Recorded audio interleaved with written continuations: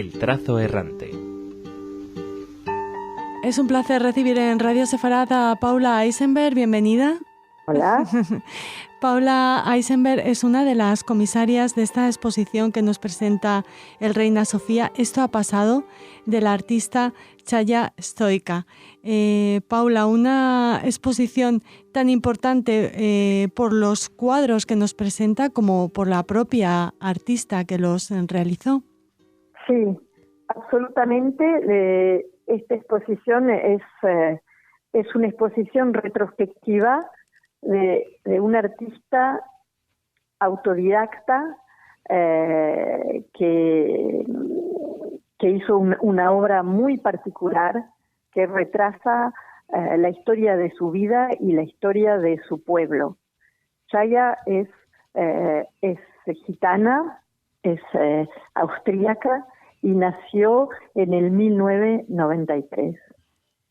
En esa época, ser gitano en Europa, en Austria, era una situación difícil.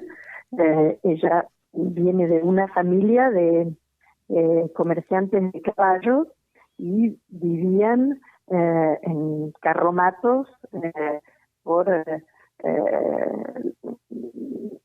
más bien en espacios rurales alrededor de Viena, con toda su familia.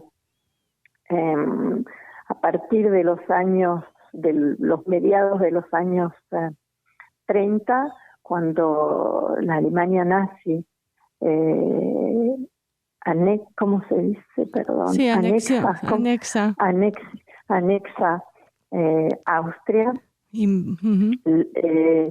Las cosas se vuelven muy difíciles, por supuesto, para los judíos, y eso se sabe porque se estudió mucho, pero también para los gitanos que vivían en toda Europa. Y había como más o menos 12.000 gitanos que vivían en Austria. Se los llama los Rom y los Sinti, así se los llama hoy en Austria. Y entonces su familia empezó por instalarse, sedentarizarse en Viena, y transformaron su casita rodante, la transformaron en cabaña para pasar más despercibido. Pero lamentablemente eso no alcanzó, y poco a poco a los chicos se le prohibieron ir a la escuela, y los nazis se lo llevaron a su padre a un campo de concentración. Cuando ella tenía entre 9 y 10 años, todo el resto de su familia fue primero detenido en una cárcel en Viena y después enviados a Auschwitz. Milagrosamente, la mayoría de su familia se ha salvado de más de 24 meses en 3 campos de concentración. Chaya y su mamá pasaron por Auschwitz-Birkenau, después por Ravensbrück, y se pasaron 4 meses en Bergen-Belsen en el año 45, hasta el 15 de abril, cuando los soldados ingleses liberaron el campo. Paula, esta experiencia traumática que tuvo la mala suerte de sufrir la artista, no la refleja en su pintura hasta muchos años después, no empieza a pintar hasta muchos años después de vivir este trauma, esta tragedia. Tenés razón, como te lo decía al comienzo, es una situación muy particular. Ella pudo volver a Viena, y como muchos gitanos de Viena, empezó a trabajar muy rápidamente vendía tapices en los mercados y a los 16 años Chaya fue madre por la primera vez. Después tuvo 3 hijos y la vida y fue adelante con su vida, se ocupó de sus hijos, trató de ganarse la vida para poder educar a sus hijos y escondió un poco todo eso. De todo eso ella no habló.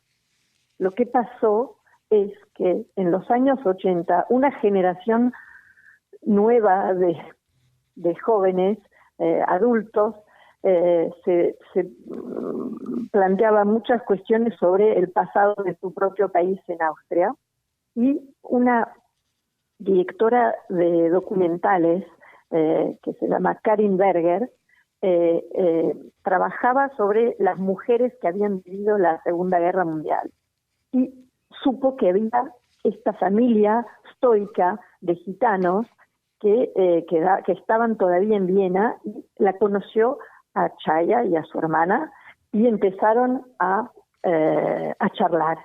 Y ahí Karin Berger descubre que Chaya tiene un diario íntimo, y que escribió muchísimas cosas con su letra que ella casi no pudo ir a la escuela, entonces escribía como fonéticamente, pero contó cosas que no había jamás contado a su familia, a sus amigos. Le contó a esta joven mujer. ¿Por qué? Pensamos, y ella lo dice en su diario, escribió esta frase: tengo miedo que Auschwitz duerma solamente. O sea que ella tenía que la extrema derecha, que los partidos nacionalistas en esa época, estamos hablando del fines de los 80, ganen de vuelta las elecciones.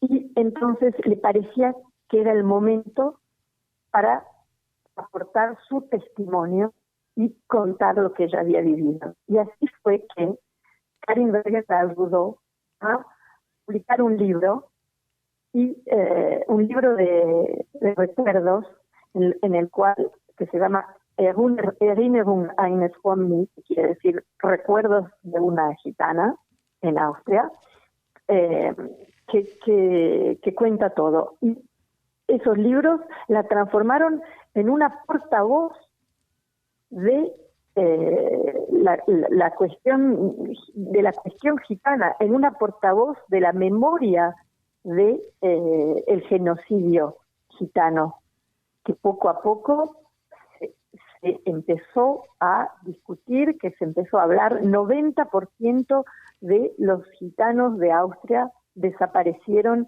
en los campos de concentración nazi, y eso no se contaba porque había como una especie, como hubo en una época también con el genocidio, con la Shoah, pero hubo todavía más porque no había una comunidad más reunida, porque los gitanos tienen más una cultura oral. O sea, se puede encontrar razones, pero fue muy terrible ese silencio sobre lo que ahora se llama el porrajmos. Además también, Paula, nos comentabas fuera de micrófono que, uniéndolo a lo que acabas de decir, que bueno, tardó mucho en testimoniar, y que en Austria, bueno, no se había resuelto el tema de la memoria del genocidio gitano. Tampoco con su obra lo han hecho, ¿no? Porque se conoce más a Chaya fuera de su propio país que en su Austria natal. Se puso a pintar a partir pocos años después de haber empezado a escribir y a publicar sus libros, y no paró hasta algunos meses antes de su muerte en el 2013. O sea que a partir de los años 90 se puso a pintar, pintó más de 1000 obras, dibujos y pintura sobre papel, sobre lienzo, con acrílico, con gouache, con tinta. Pintó para para contar lo que vivió. Pintó como la autodidacta que ella era, con una cierta ingenuidad, pero es una pintura que tiene una fuerza, una creatividad extraordinaria. Y la cuestión era quién veía todas sus obras. Durante muchos años esa obra se quedó entre sus propias manos y después conoció a una pareja austríaca que tenía una galería en Viena, que presentó su trabajo, que le compró ciertas obras, pero era algo muy íntimo. Nunca tuvo muchas ocasiones de presentar sus obras más allá que en unos centros culturales alrededor de Viena. Y solamente en el 2013 un crítico de arte alemán empezó a interesarse a su trabajo, pero ella ya estaba por fallecer. Entonces su obra fue mostrada en centros de artes ligados a la memoria, y es muy últimamente que entró en el circuito, digamos, de museos o fundaciones de arte que presentaron su trabajo primero en Marsella, en París, en Holanda, y ahora en uno de los mejores museos de Europa, que es el Museo Reina Sofía. Es un gran honor y un gran orgullo de poder presentar la obra de Chaya Stoica en el Reina Sofía, y de saber que un público tan grande va a poder ver esa obra importante de un punto de vista histórico y memorial, pero también de un punto de vista creativo y artístico es muy fuerte. Claro, porque no solo nos interesa por lo que por lo que nos habla del testimonio que quiere ofrecer Chaya Stoica, sino porque la calidad de los cuadros merecen nuestra atención. Absolutamente. La obra de Chaya, o sea, como ella no estudió pintura y que es muy creativa, se permite libertades que otros nunca se permitieron.